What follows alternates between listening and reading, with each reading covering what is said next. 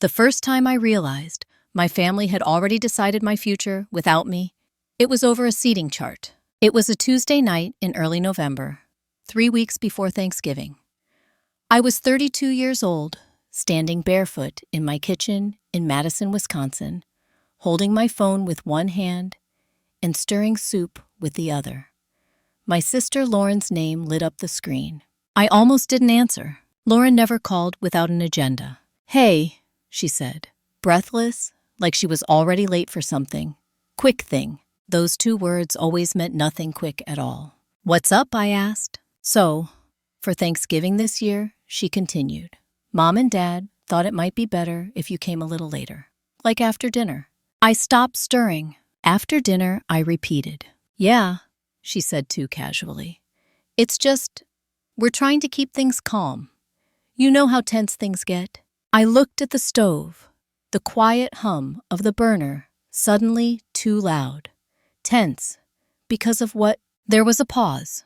Not long, just long enough. "Because you always make things awkward, Emily." My name sounded different coming from her mouth.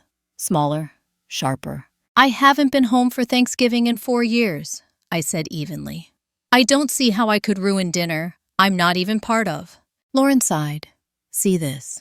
This tone. This is exactly what I mean." In the background, I could hear voices. Laughter. The clink of dishes.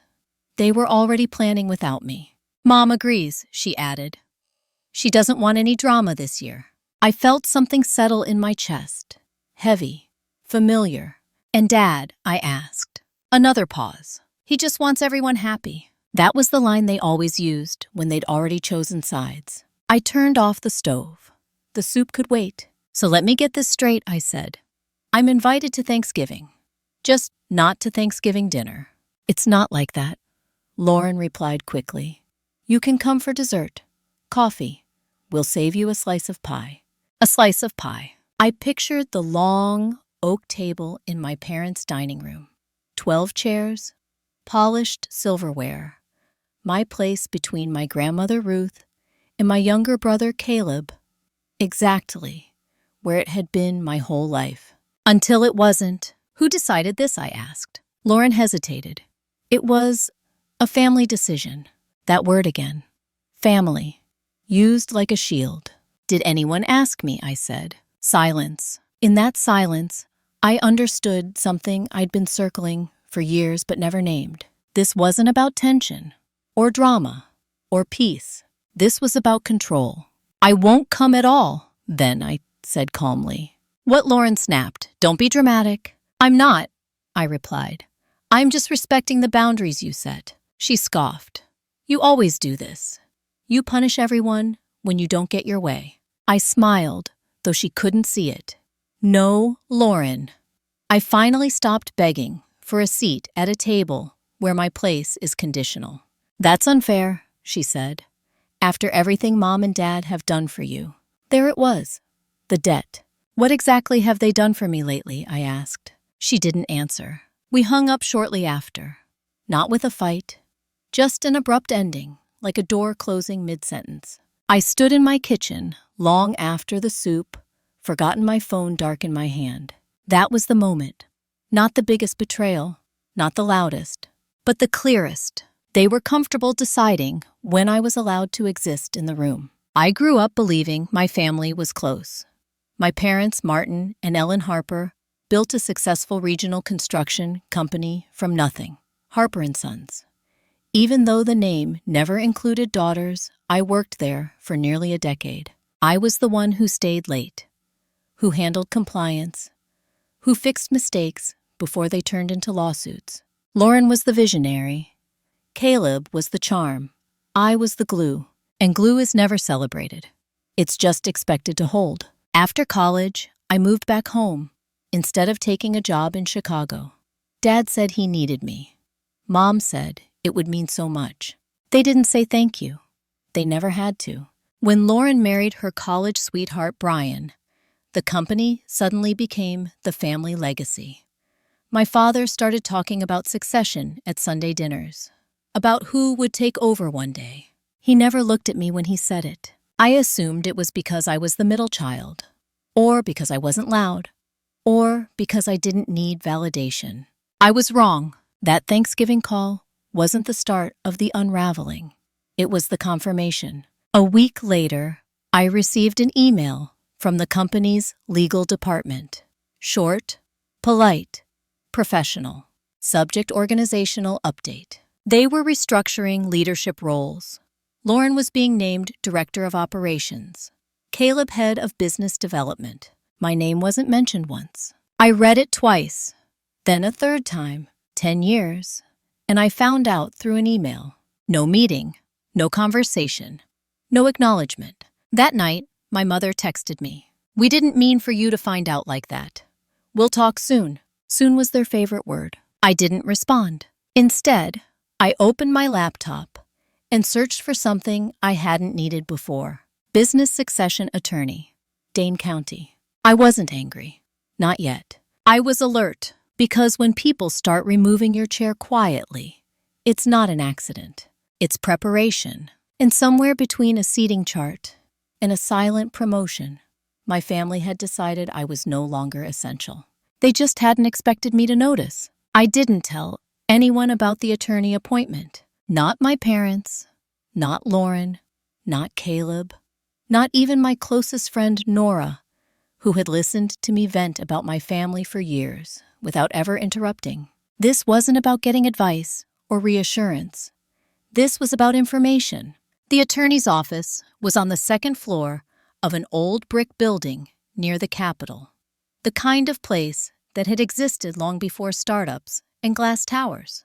Solid, unimpressive, reliable. His name was Thomas Keene, early 60s, calm voice, no small talk. He listened while I laid out the facts. Not emotions, facts. 10 years at Harper & Sons. No formal title changes. No written succession plan I'd ever seen. A sudden restructuring announced by email. A family-owned corporation with no outside board oversight. Parents approaching retirement age. Assets intertwined between business and personal trusts. When I finished, he leaned back slightly. "You're not surprised," he said. "No," I replied. "I just finally stopped pretending." He nodded once.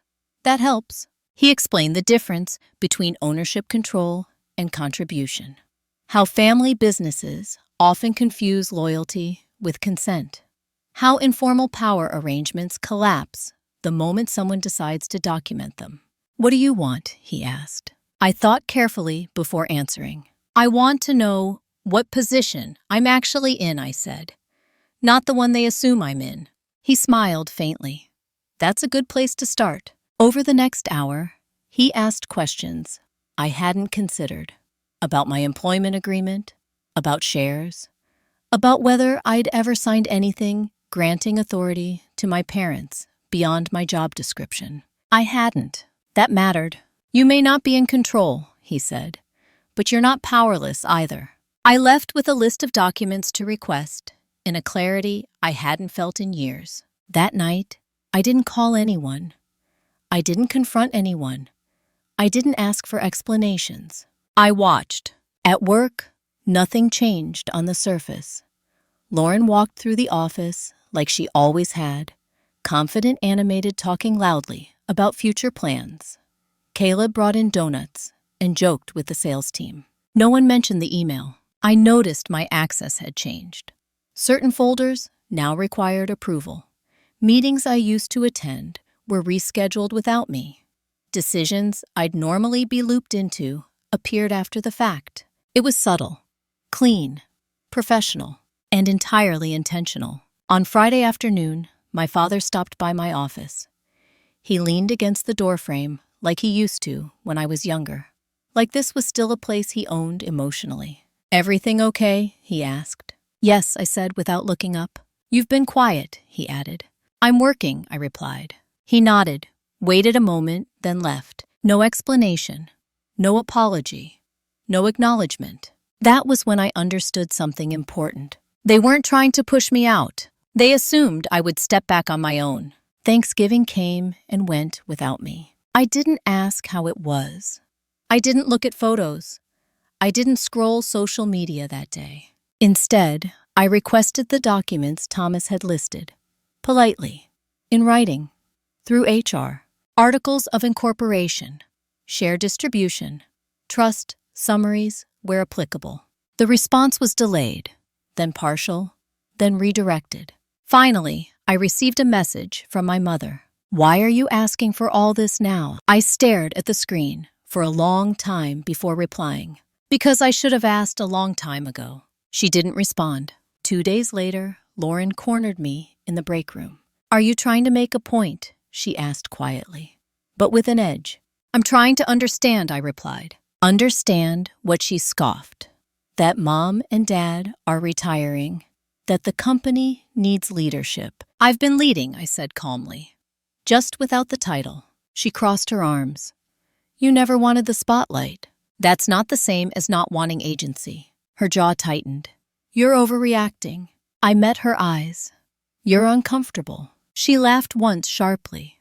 "You always think everything's about control." I didn't answer, because it was. That evening, I received the first real confirmation that my instincts were right. An email from accounting, sent accidentally CC'd to me instead of Lauren. It referenced a trust update. My name was not listed. I forwarded it to Thomas. His reply came an hour later. "We need to talk." We met the following morning. He explained what the email suggested, that my parents had likely updated their estate planning documents recently, that control of the business and its assets was being consolidated. "And you?" he asked. "I wasn't consulted," I said. "That's the issue," he replied. "Not legally yet, but strategically." He laid out the next steps. Not aggressive, not emotional, formal requests, documentation, clarity. "If they've already decided your role," he said, "you need to decide yours." I nodded. The next Monday, I took a day off. I didn't tell anyone where I was going. I drove to my grandmother Ruth's old house, now empty, waiting to be sold. She'd passed 2 years earlier. The house had been quiet since. I sat in the driveway for a long time before going inside. Ruth had been the only one who ever said things directly, who asked me what I wanted, who noticed when I was doing too much without being seen. She used to tell me that families didn't fall apart because of conflict. They fell apart because of unspoken agreements no one remembered consenting to. Standing in her empty living room, I finally understood what she meant. The problem wasn't that my family had chosen a future without me. It was that they assumed I would accept it quietly. That assumption was about to cost them. Because once you see the pattern, you can't unsee it. And once you stop playing your assigned role, the entire structure starts to shake. The first thing I did was stop fixing problems that weren't mine anymore. For years, that had been my reflex. If a permit stalled, I called the city. If a subcontractor messed up paperwork, I stayed late. If Lauren promised something unrealistic to a client, I quietly reworked the numbers so it didn't blow up. I didn't announce my withdrawal. I just stopped intervening. The effect was immediate. Within a week, small issues started surfacing. Missed deadlines, confused vendors, emails looping endlessly without resolution. Nothing catastrophic, just enough friction to expose how much invisible labor I'd been carrying.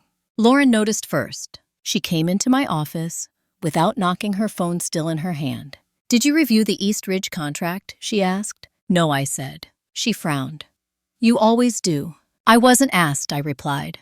"That's implied," she said, irritation creeping in. I looked up at her calmly. Implied isn't assigned. She stared at me like I'd spoken another language. "Well, can you look at it now?" she pressed.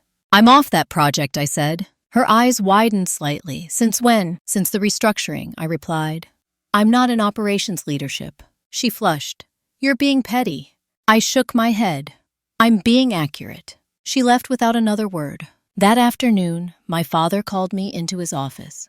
The same office where I'd once sat across from him, proud to be trusted. He gestured for me to sit. "Lauren tells me you're disengaging," he said. "I'm adjusting to my role," I replied. He frowned. "You've always gone above and beyond." "Yes," I said. That was the problem.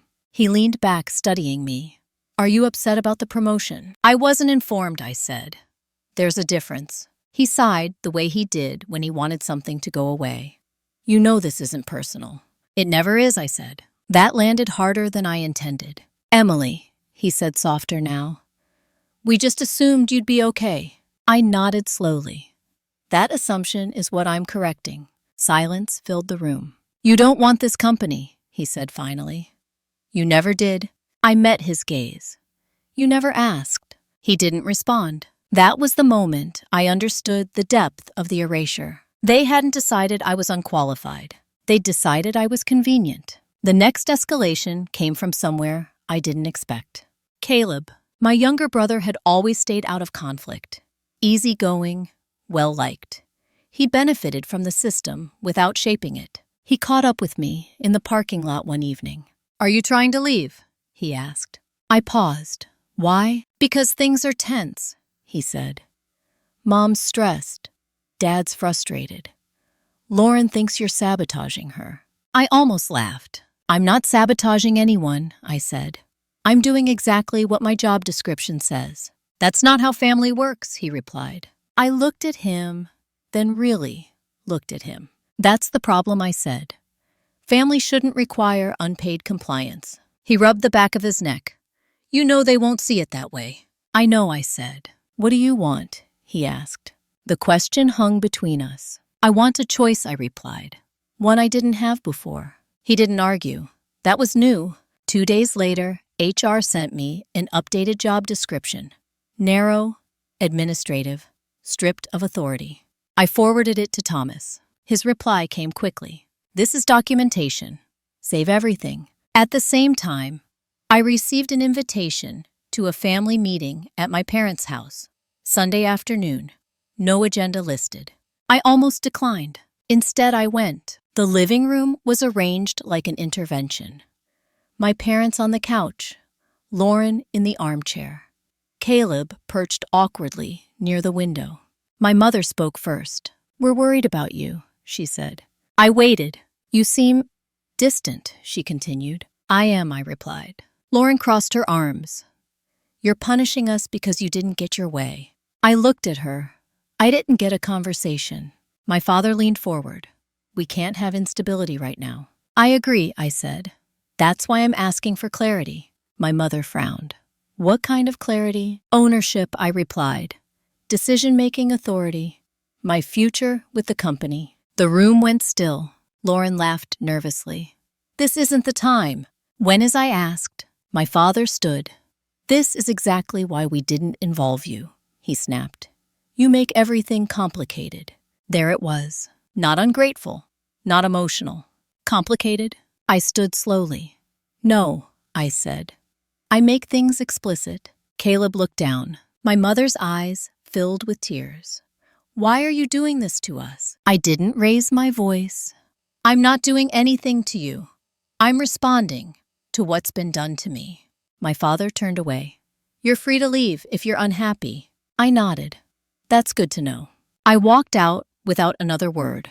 That night, I sent Thomas an email. I want to proceed. His reply was short. Then we moved forward. That was the moment the balance shifted. Not because I fought, but because I stopped absorbing the damage quietly. And they felt it. The formal letter went out on a Thursday morning. Not emotional, not accusatory. 3 pages of clean language drafted by Thomas and signed by me. A request for documentation, clarification of my status, a notice that until those questions were resolved, I would be limiting my responsibilities strictly to what was contractually defined. I didn't send it myself. Thomas did. That mattered. By noon, my phone was vibrating nonstop.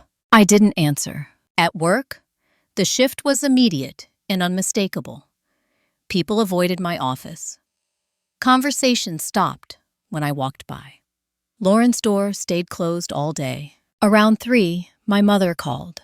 I let it go to voicemail. Her message was breathless, emotional, confused. Why would you bring lawyers into this? We're family. I listened once, then archived it, because that sentence had finally lost its power. The following Monday, HR requested a meeting. Present were the HR director, Lauren, and my father. No Thomas. That was intentional. We want to resolve this internally, my father said. I nodded. So do I. Lauren slid a document across the table. A revised role proposal. A raise. A new title that sounded impressive, but carried no real authority. See, she said. We're trying. I scanned the page, then set it down. This doesn't address ownership, I said. Or governance. My father's jaw tightened. You're asking for things that were never promised. I met his gaze, then stopped benefiting from what was never acknowledged. The HR director shifted uncomfortably. We need stability, my father continued. You're disrupting that. No, I replied. I'm exposing where it was artificial. Lauren stood abruptly. You think you deserve more than us? I looked at her. I think I deserve transparency. She laughed sharply.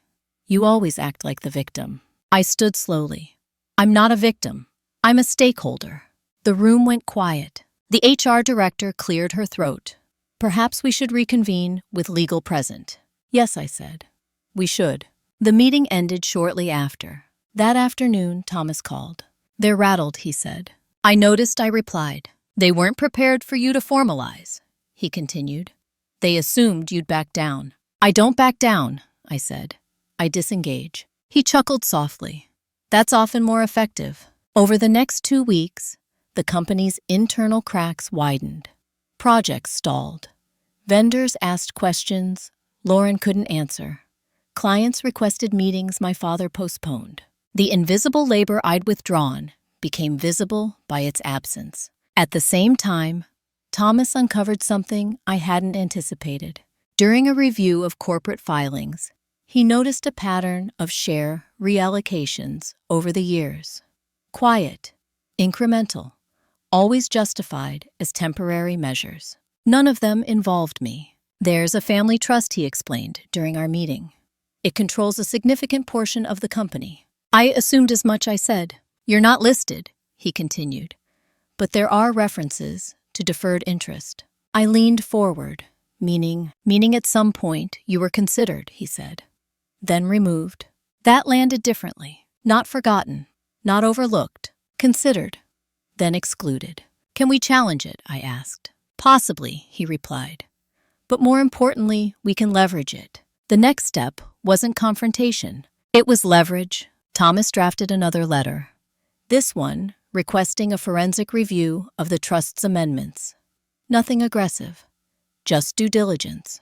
The response was immediate. My father called me directly for the first time since the meeting. What are you trying to do? He demanded.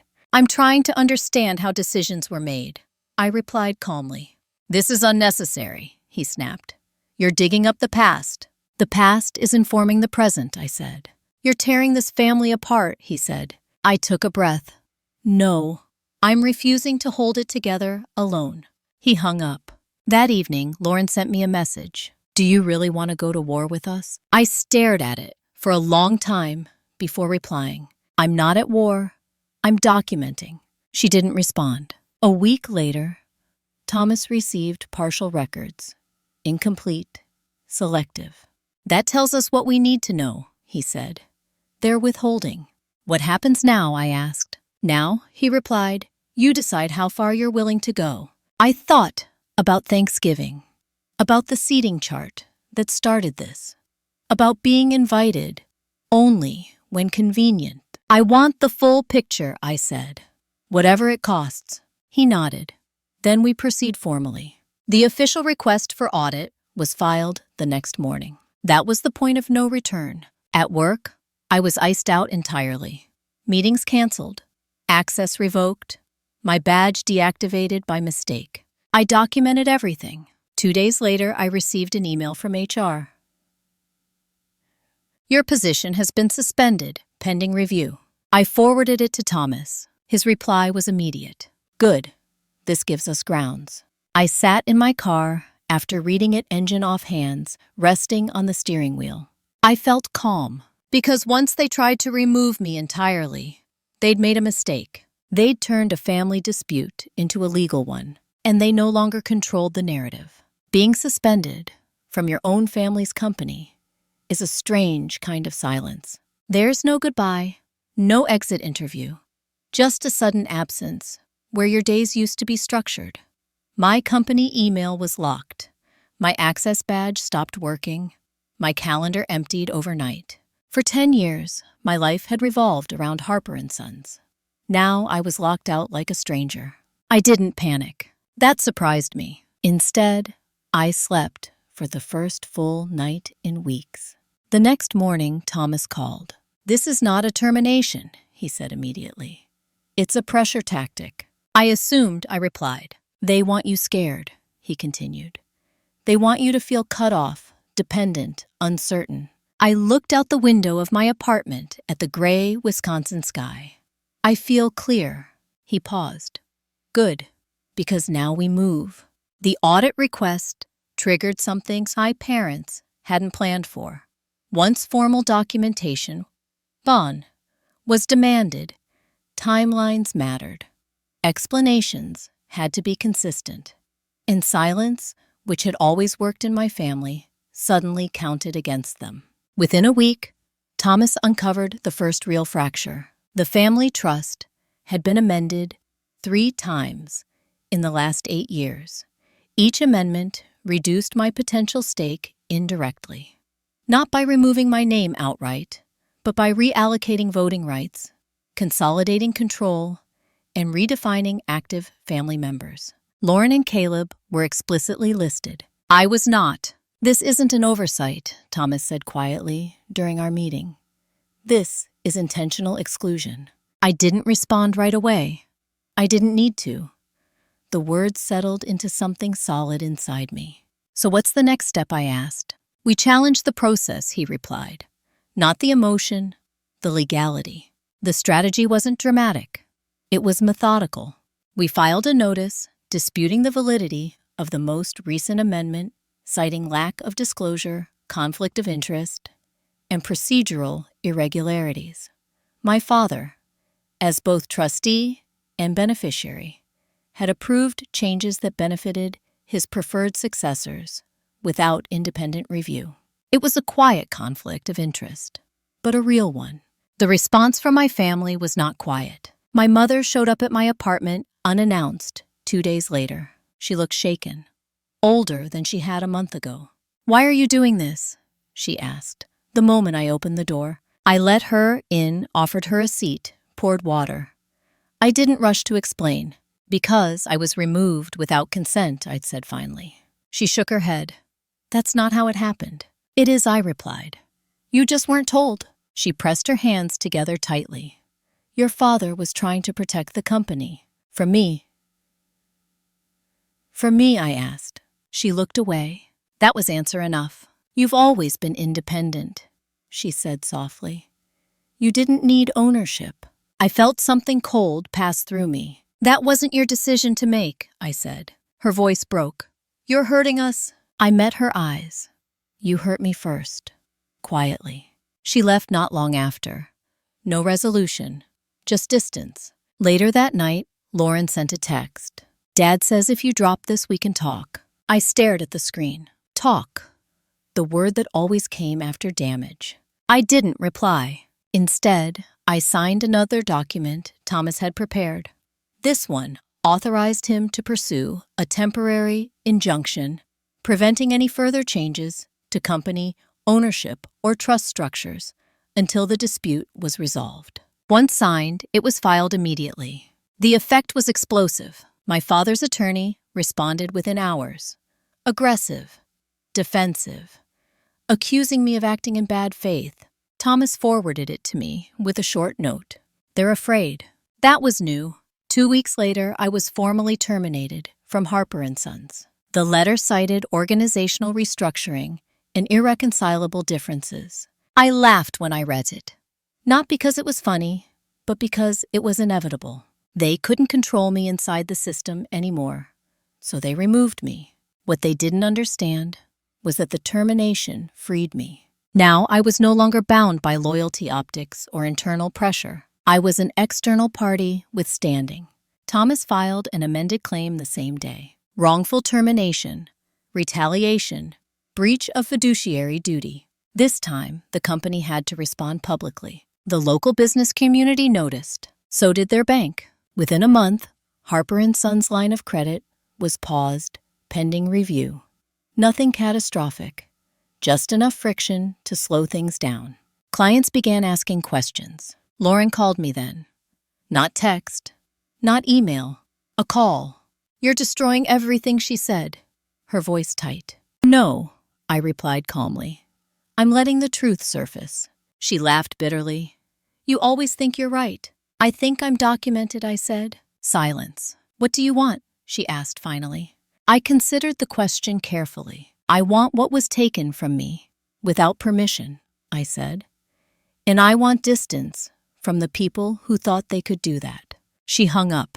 By early spring, mediation was proposed. Not by my family, by their attorney. That told me everything. They were no longer confident. Thomas laid out the options: settlement, buyout, reinstatement with equity. I shook my head at the last one. "I don't want back in," I said. He nodded. "Then we aim for separation with restitution." That word mattered. Restitution, not revenge. Because this was never about punishing them. It was about reclaiming what was quietly stripped away. And for the first time since that Thanksgiving call, I felt something close to power. Not loud, not aggressive, grounded. Because the moment that they tried to erase me completely, they gave me exactly what I needed.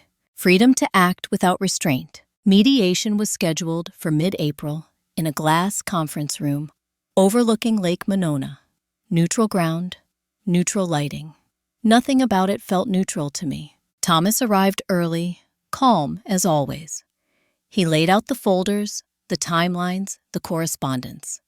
Everything labeled, everything clean. "They'll try to reframe this," he said quietly, "as a misunderstanding, as emotions." "I know," I replied. "Don't correct them," he added. "Let the documents do that." My parents arrived together. Lauren followed alone. Caleb didn't come. That was the first signal. The mediator, a retired judge named Harold Bennett, introduced himself and explained the rules.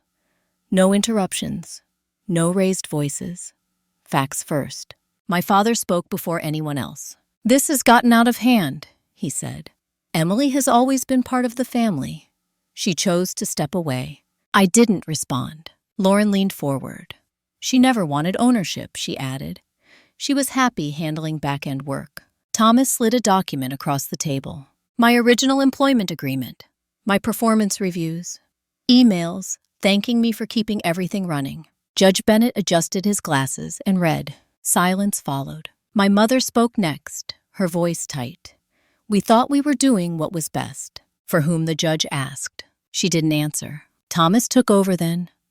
He laid out the amendments, the timing, the lack of disclosure, the suspension, the termination that followed the audit request. "This is not a family disagreement," he said evenly. "This is a governance failure with consequences." Lauren shifted in her seat. She could have talked to us. Thomas didn't look at her. She requested documentation. She was blocked. My father's attorney pushed back, claimed business necessity, claimed leadership alignment. Judge Bennett listened, asked questions, took notes. Then he turned to me. "Ms. Harper," he said, "what is it you want to resolve today?" I took a breath. "I want separation," I said, "with recognition of my contributions and compensation aligned with what was diverted from me." "Do you want to return to the company?" he asked. "No," I said. Lauren looked startled. "Do you want to maintain family relationships?" he asked. I paused. "I want boundaries. What happens within them is not something I can control." That was the most honest answer I had. The session ended without resolution, but the tone had shifted.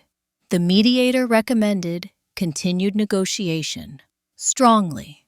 Outside, Lauren caught up with me in the hallway. "You blindsided us," she said. I looked at her.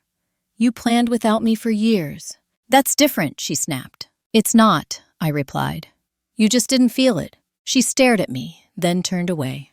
2 days later, Thomas received a revised offer. A buyout. It wasn't generous, but it was real. They're trying to cap exposure, he said, before more comes out. Is there more? I asked. He nodded. The audit raised questions with the bank.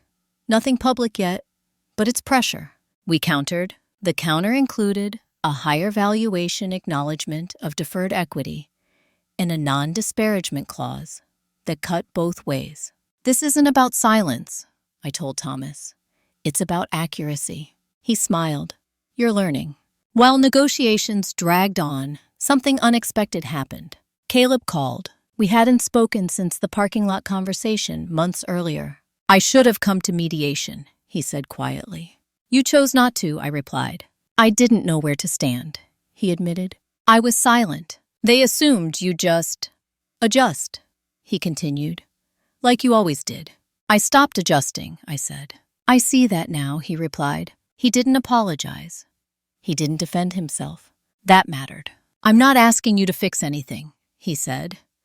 I just wanted you to know I understand why you left. I thanked him. That was all. By May, the negotiations reached a breaking point. My father refused to sign off on the revised terms. Lauren pushed for a faster resolution. Their attorney warned of reputational risk. Thomas called me one evening. They're considering settlement, he said. But there's resistance. From whom? I asked. Your father, he replied. He doesn't want to acknowledge fault. I thought about that. Then let it proceed, I said. 2 days later, a notice arrived from the bank. A routine review had uncovered inconsistencies in trust reporting. Credit would remain limited, pending clarification. It wasn't my doing, but it was the consequence of scrutiny. The next offer came quickly. This one met our terms. Thomas read it twice, then looked at me. This is fair. Does it include acknowledgement? I asked. Yes, he said. Limited but documented. And the separation? I asked. Complete, he replied. I nodded. Except, the signing was scheduled for early June. No family meeting, no reconciliation attempt, just signatures. The day I signed, I felt nothing dramatic. No rush, no vindication, just a sense of something closing. Afterward, Thomas shook my hand. You handled this with restraint, he said. Most people don't. I wasn't trying to win, I replied. I was trying to stop disappearing. That night, I packed up the last of my things from the office. Not because I had to, because I wanted to. As I walked out for the final time, badge, returned keys, left on the desk, I realized something important.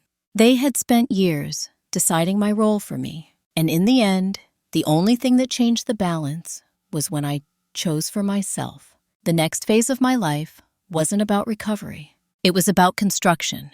On my terms. The morning after the settlement, I woke up without an alarm for the first time in years. No meetings to prepare for. No emails to scan for hidden urgency. No family expectations masquerading as responsibility. Just quiet. I made coffee and sat by the window, watching the city come alive, without feeling like I was late to something.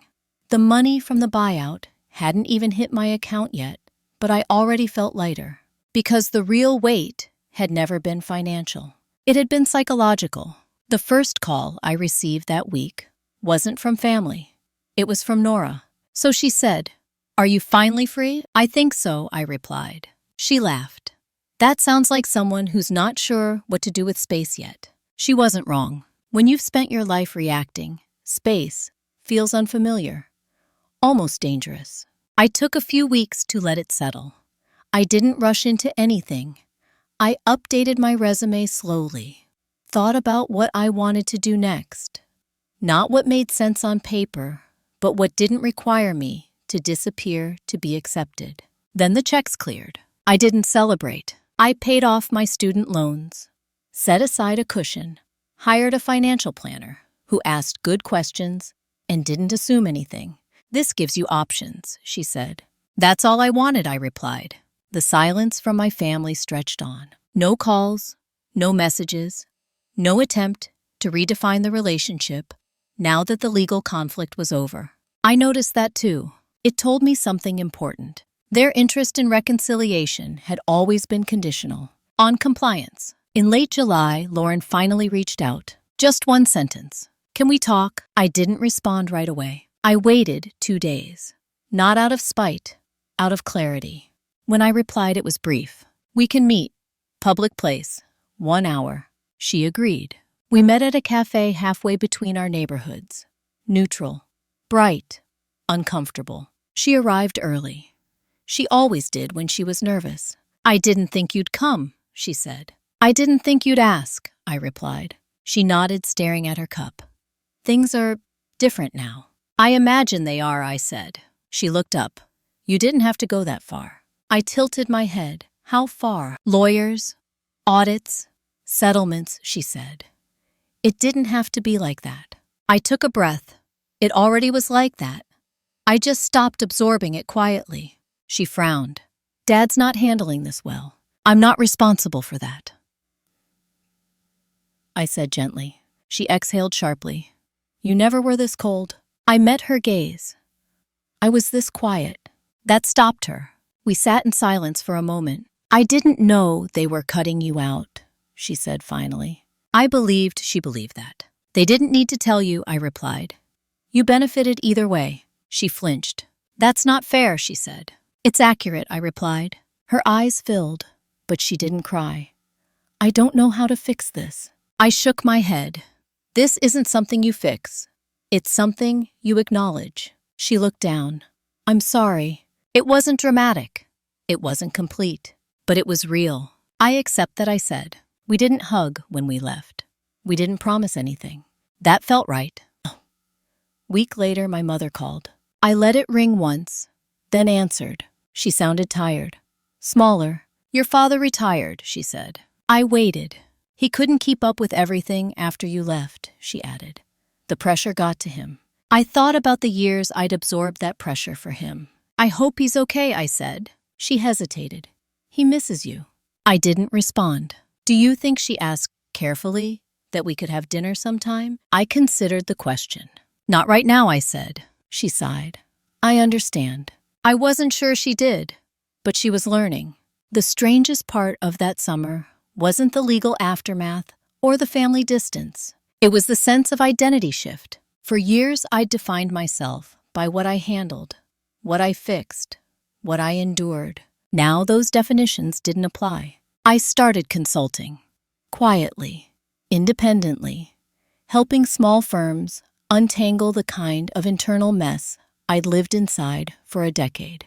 Clients appreciated my clarity, my lack of drama, my ability to see where power hid behind politeness. One afternoon, a client said something that stayed with me. "You don't flinch when people try to pressure you." I smiled. I've already survived the worst version of that.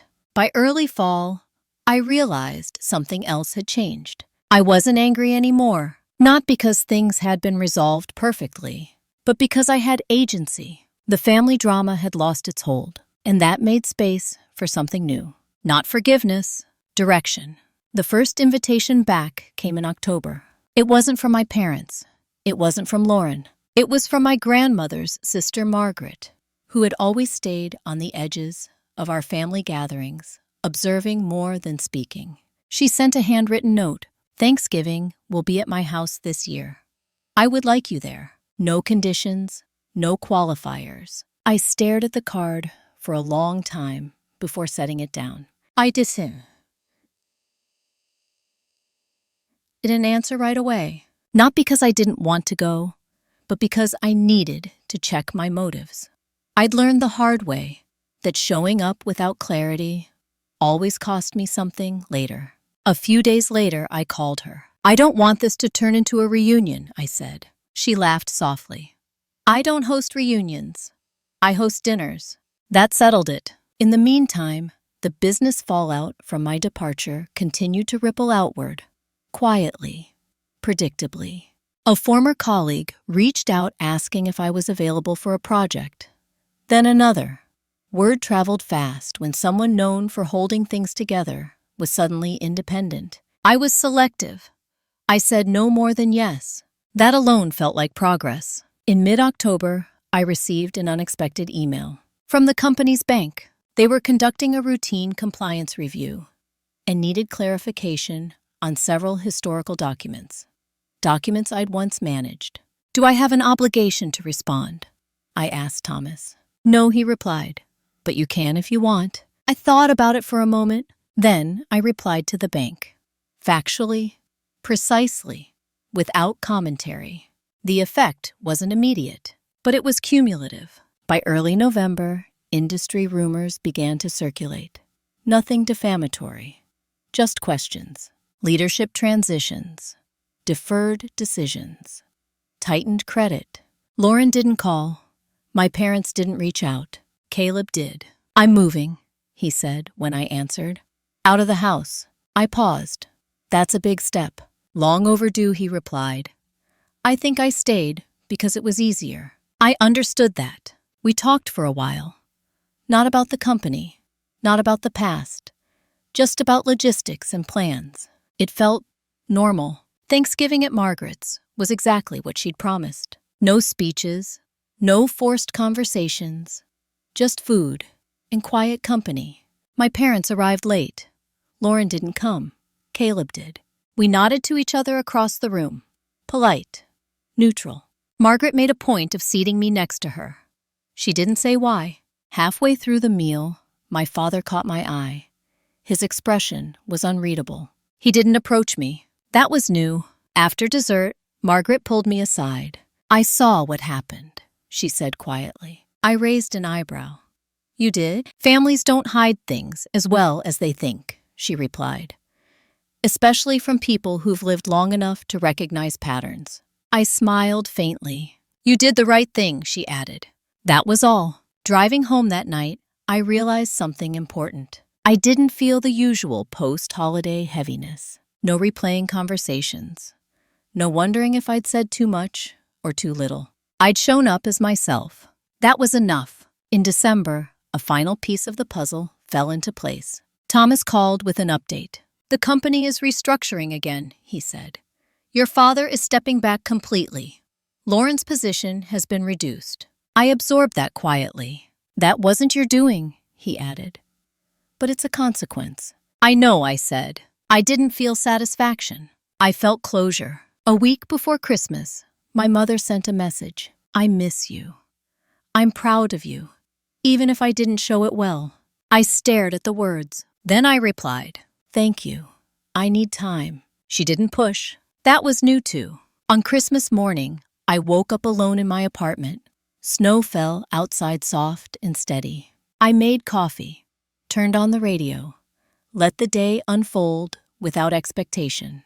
I thought about the past year, about how something as small as a seating chart had revealed a structure that had always been there, about how power shifts don't require shouting, just documentation, just boundaries, just the willingness to walk away. I didn't know what the next year would bring, but for the first time, that uncertainty didn't feel like danger. It felt like choice. The year turned quietly. No announcements, no resolutions shouted into the void. Just a gradual sense that my life was no longer organized around reacting to other people's expectations. January brought work. Real work. The kind where my name was on the contract and my scope was clear. Small companies, family-owned businesses, mostly reached out after hearing I was consulting independently. They didn't say why they found me. They didn't have to. I recognized the look in their eyes when we met. The same one I'd worn for years. Tired, careful, over-functioning. In February, I signed a longer-term consulting agreement with a manufacturing firm outside Milwaukee. They were mid-crisis leadership, divided siblings, quietly competing while pretending everything was fine. I listened more than I spoke. At the end of our first meeting, one of the owners said, "You don't take sides." I shook my head.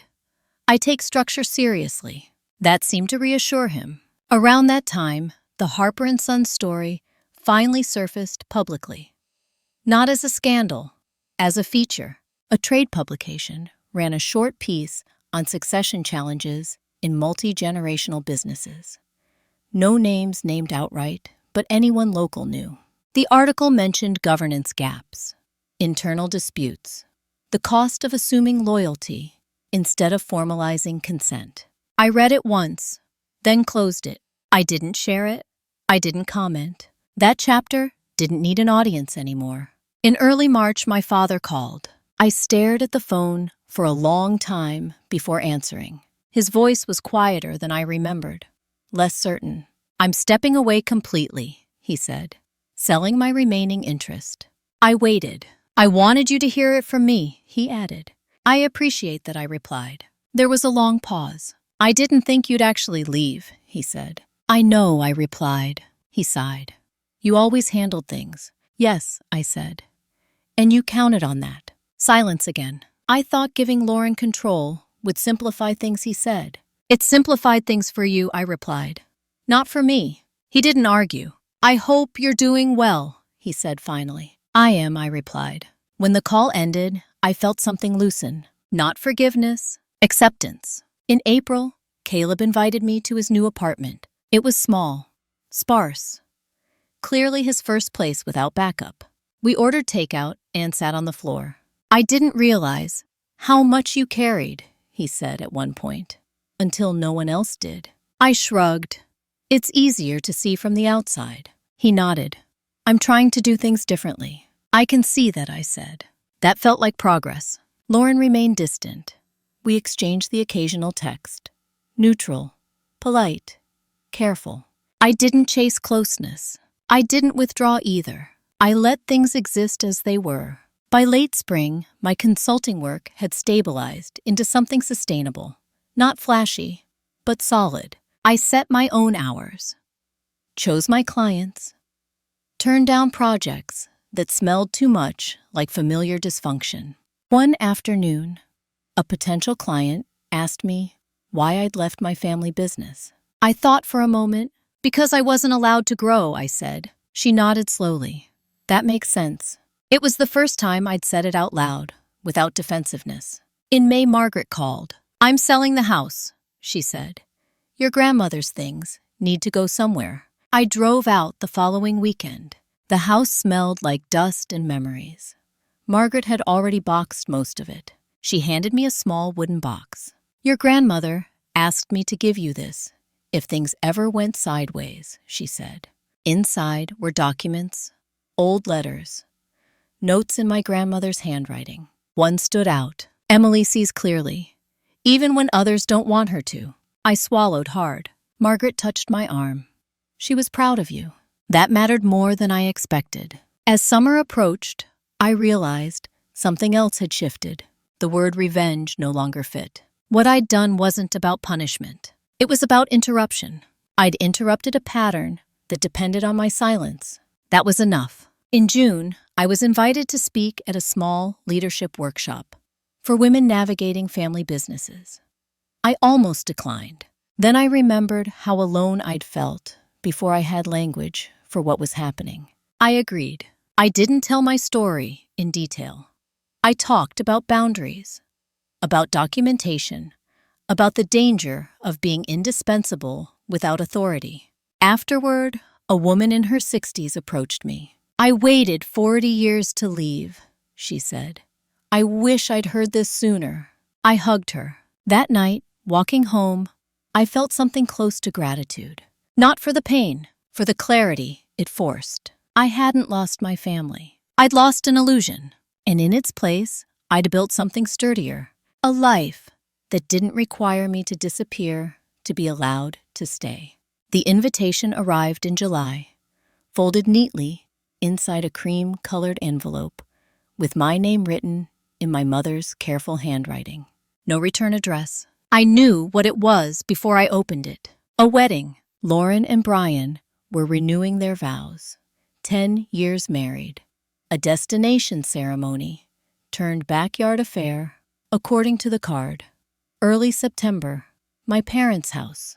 Formal but intimate. I read the card twice, then set it on the counter and walked away. This was how my family peerated when things had shifted but not resolved. Ceremonies, instead of conversations. Milestones used as bridges without discussing what had burned beneath them. A week passed before my mother called. "I wanted to make sure you received it," she said. "I did," I replied.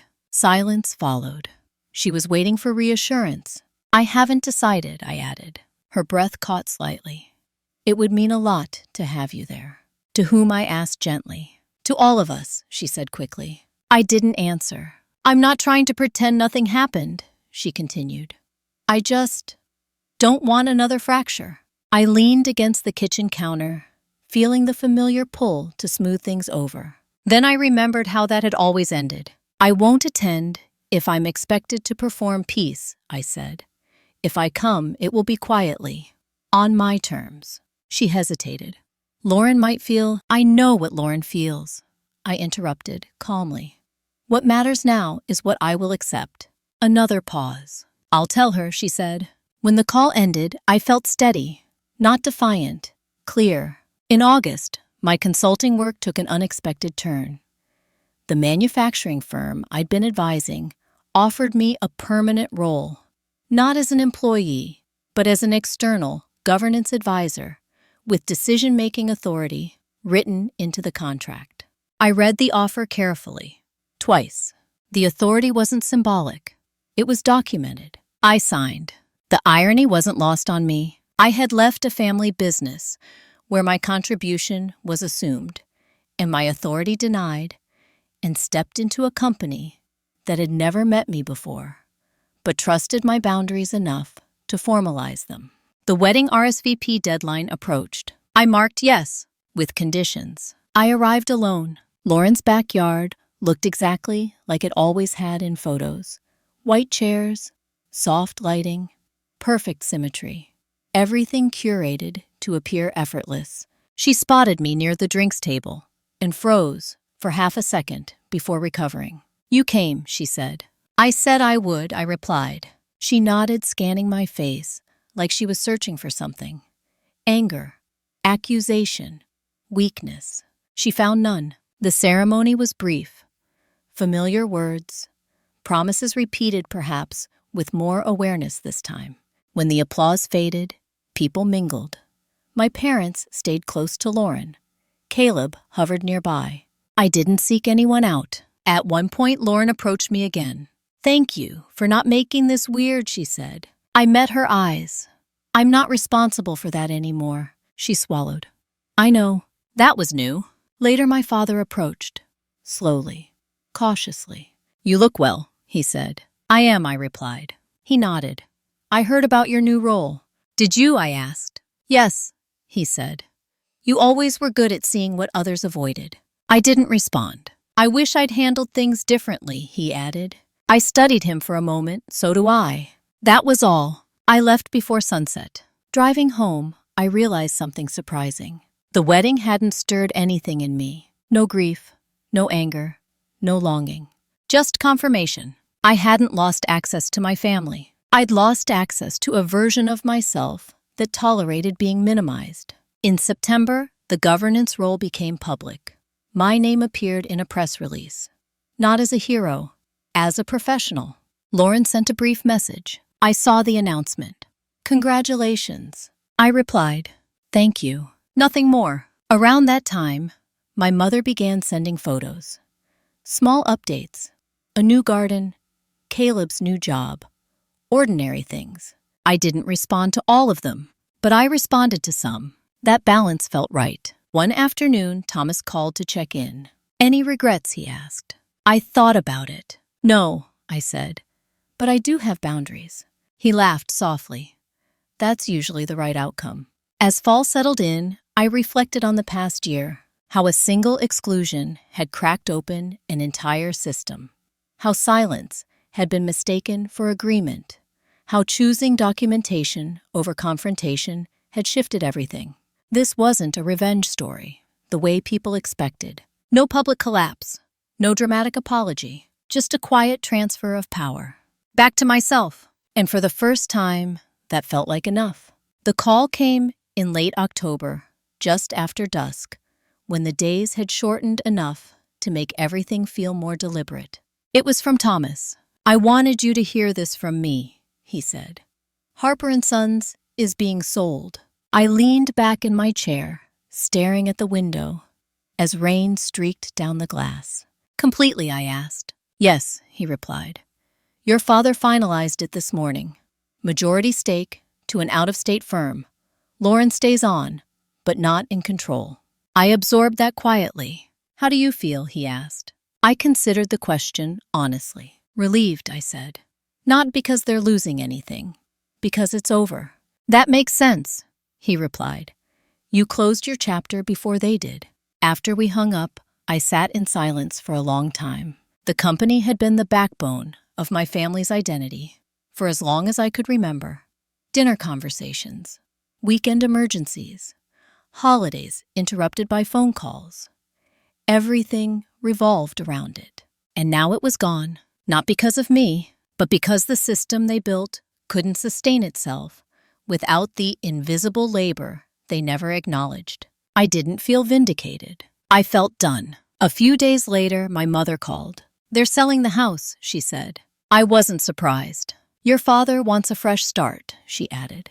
"Somewhere smaller." I waited. "He asked if you wanted anything from the house," she said carefully. I thought of the years I'd lived there, the room that had slowly turned into storage, the boxes of my things moved aside to make space for Lauren's wedding gifts, the sense of being temporary in a place that was supposed to be permanent. "No," I said. "I already took what I needed." She didn't argue. In November, something unexpected happened. Lauren asked to meet again. This time, she chose the place. A quiet bar near her office. Neutral territory. She arrived looking tired, less polished than usual. "I didn't want to talk until things settled," she said. "They have," I replied. She nodded. "I didn't realize how much Dad shielded us from." "From consequences?" I asked. She exhaled slowly. "From reality." We sat in silence for a moment. "I resented you," she said finally, "because you made things look easy, like you didn't need anything." I met her eyes. "I needed acknowledgement." She swallowed. "I know that now." That was as close to accountability as I expected. "I'm not asking for forgiveness," she added. "I just don't want us to stay frozen here." I considered her words. "We don't have to be frozen," I said. "But we also don't have to go back." She nodded. "I think I understand." When we left, there was no hug, no promise, but there was less weight. Thanksgiving came again, quieter than the year before. I spent it with Nora and a few friends who'd become family through consistency, not obligation. We cooked together, laughed when things burned, talked about plans that didn't involve managing anyone else's expectations. At one point, Nora raised her glass. "To choosing ourselves," she said. I smiled. In December, my mother sent a card. Not an apology, not an explanation, just a note. "I'm learning to listen. I hope it's not too late." I stared at it for a long time before placing it on my desk. I didn't respond right away because listening, I'd learned, mattered more than timing. As the year closed, I found myself reflecting on the quiet moments that had changed everything. Not the mediation, not the settlement, but the decision to stop filling gaps that were never mine to hold. The realization that love without choice becomes control, and that peace maintained by self-erasure is not peace at all. I hadn't won against my family. I'd stepped out of a structure that required me to disappear to function. That was the real shift. One evening, as snow fell softly outside, I sat at my desk reviewing contracts for the coming year. My name appeared clearly, my role defined, my authority documented. I thought about the girl I'd been at 32, standing in her kitchen with a phone in her hand, being told she could come to Thanksgiving after dinner. She hadn't known yet that exclusion was information. That being minimized was a message. And that silence, once broken, could change everything. I closed my laptop and turned off the light. There was one chapter left. Not about them. About me. The last thing I expected, after everything that had happened, was peace. Not the fragile kind that depends on everyone behaving. Not the forced calm that comes from swallowing your words, but a steady, unremarkable quiet that didn't ask anything from me. It arrived slowly. January came without drama. No late-night calls, no emergency emails, no subtle guilt wrapped in polite language. I woke up, worked cooked dinner, went to sleep. Days stacked on each other without incident, and for the first time in my adult life, that felt like a gift. I stopped checking my phone reflexively. I stopped bracing when holidays approached. I stopped rehearsing explanations I would never give. One afternoon, while reviewing a governance framework for a client, I caught myself smiling. Not because the work was easy, but because it was clean. Clear roles, written authority, explicit consent. This was what I had been trying to create for my family for years without knowing how to name it. Structure is not cold. Structure is kindness with boundaries. In February, I received a message from a woman who had attended the leadership workshop months earlier. She wrote that she had finally stepped down from her family's company after 35 years, negotiated a fair exit, and was sleeping better than she had in decades. "Thank you for giving me permission to stop disappearing," she wrote. I stared at the screen longer than I meant to. That was when I understood something important. This story had never really been about revenge. It had been about interruption, interrupting a pattern where my usefulness determined my worth, interrupting the belief that love required endurance, interrupting the silence that protected everyone except me. The power shift didn't come when I signed settlement papers. It came when I stopped negotiating my own presence. In March, my mother asked if we could go for a walk. Just the two of us. I considered it carefully before agreeing. We met at a park near her new apartment. She walked slowly, hands clasped in front of her, like someone learning a new posture. "I've been thinking a lot," she said. I waited. "I spent years confusing peace with avoidance," she continued. "I thought if I kept everyone comfortable, things wouldn't fall apart." I said nothing, but they did anyway, she admitted, just quietly, and I didn't notice who paid for it. She stopped walking and looked at me. "I'm sorry," she said, not in a way that fixes things, but in a way that finally sees them. I studied her face. Older now, less certain, more honest. "Thank you," I said. We resumed walking. That was all. No reset, no reunion. Just truth offered without demand. And that was enough. By spring, my work had expanded beyond consulting. I was asked to sit on an advisory board. Then another. Each time the same pattern repeated. They didn't want me because I was agreeable. They wanted me because I asked the questions others avoided. That used to make me feel unsafe. Now it felt like alignment. Lauren and I settled into a distant but respectful rhythm.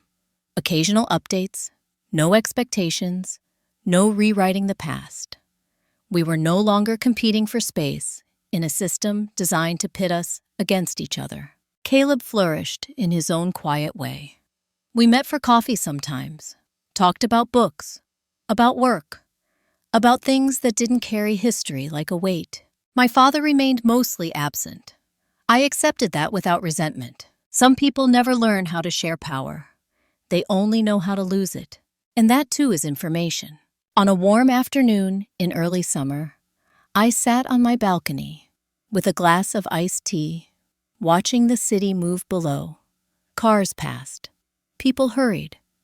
Life continued indifferent to the stories we tell ourselves about importance. I thought about how close I had come to staying, to shrinking just enough to be tolerated, to accepting symbolic inclusion instead of real authority, to calling it loyalty when it was really fear. I was grateful I hadn't, not because leaving was easy, but because staying would have cost me my sense of self. Here is the truth. I wish someone had told me earlier. You don't owe access to people who only value you when you're quiet. You don't owe gratitude for being tolerated. And you don't owe explanations for choosing dignity over approval. Revenge doesn't always look like destruction. Sometimes it looks like documentation. Sometimes it looks like boundaries. Sometimes it looks like walking away and thriving without an audience. The tables don't always turn with a crash. Sometimes they turn slowly, so quietly, that only the people who lost control notice. If this story resonated with you, if you've ever been excluded, minimized, or told to wait your turn while others decided your fate, know this. Choosing yourself is not selfish. It is corrective. If you found value here, I invite you to like this video, share your thoughts in the comments, and subscribe for more stories about family drama, betrayal, revenge, and the quiet power of reclaiming your life. Sometimes the strongest payback isn't proving them wrong. It's proving to yourself that you were never powerless to begin with.